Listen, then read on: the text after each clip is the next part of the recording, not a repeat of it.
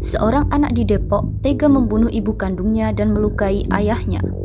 Berdasarkan pemeriksaan, anak bernama Rifki Aziz Ramadan, 23 tahun itu, ternyata sudah memendam kebencian selama bertahun-tahun, hingga akhirnya berujung dengan pembunuhan terhadap ibu kandungnya, Sri Widyastuti, 43 tahun.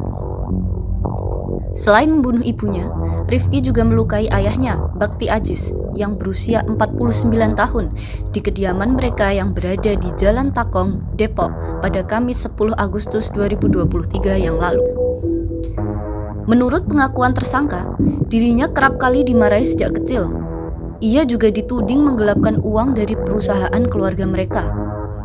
Kapolsek Cimanggis Kompol Arief Budiharso saat menggelar konferensi pers pada Jumat 11 Agustus kemarin mengatakan bahwa tersangka kerap dimarahi sejak masih sekolah dasar atau SD.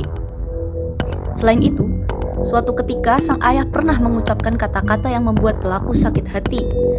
Namun demikian, itu merupakan pengakuan versi tersangka.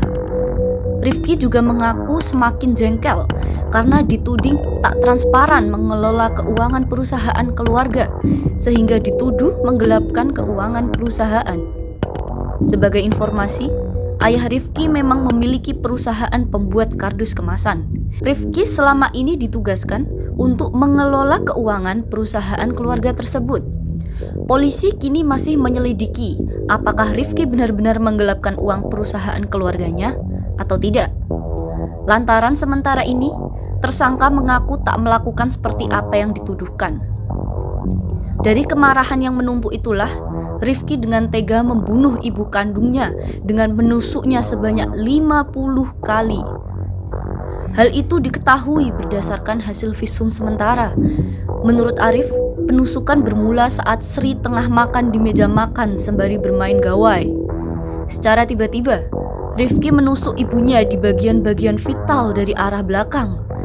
Ayah Rifki, Bakti Aziz, kemudian memasuki kediaman mereka setelah 15 menit aksi pembunuhan itu terjadi. Rifki pun langsung memukul ayahnya menggunakan gagang golok.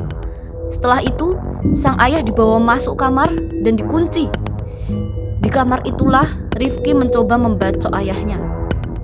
Beruntung, sang ayah bisa berteriak meminta pertolongan hingga mengundang warga untuk mendatangi rumah tersebut.